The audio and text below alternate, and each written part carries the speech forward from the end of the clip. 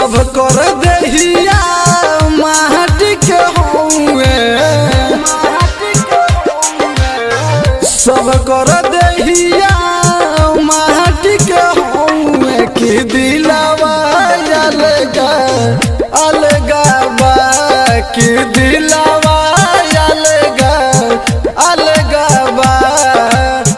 सब कर देहिया एक ही रे हौवे सब कर देहिया एक ही रे हौवे कि दिलवा अलगा अलगा बा।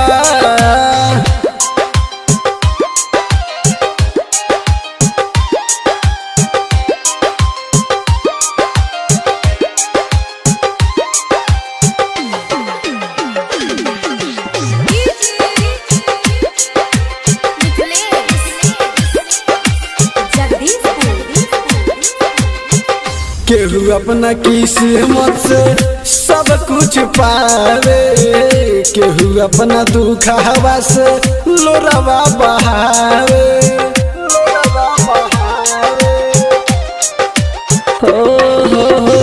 केहू अपना किस्मत से सब कुछ पावे केहू अपना दुख हवा से लोरवा बहावे सब कर कमावा ये कहलू बावे सब कर कमावा ये कहिर बावे कि फलवा अलगा अलगा बा कि फलवा अलगा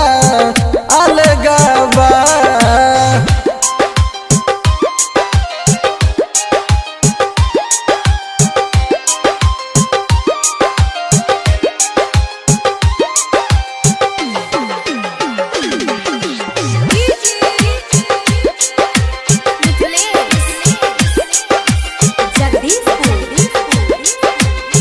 माटी के देहिया माटी में मिल जाई अब नहीं बुझब तो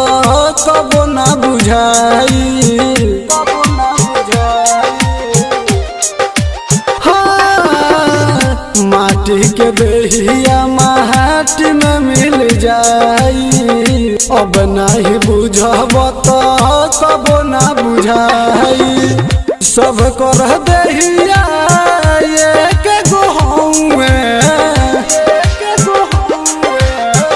सब कर देहिया एक गो परानवा अलगा अलगा बा परानवा अलगा अलगा बा। मिक्स बाय मालिक रिकॉर्डिंग स्टूडियो गोपालगंज।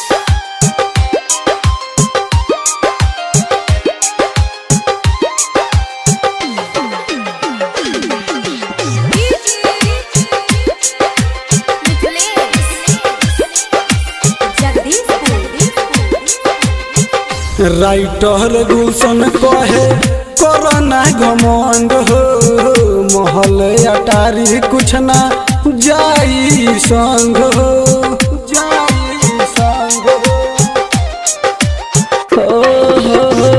राइटर गुलशन कहे कोरोना घमंड हो महल अटारी बाबू जाई न संग हो तेजा तरह के सवार गावेल गानावा तेजा तरह के सवार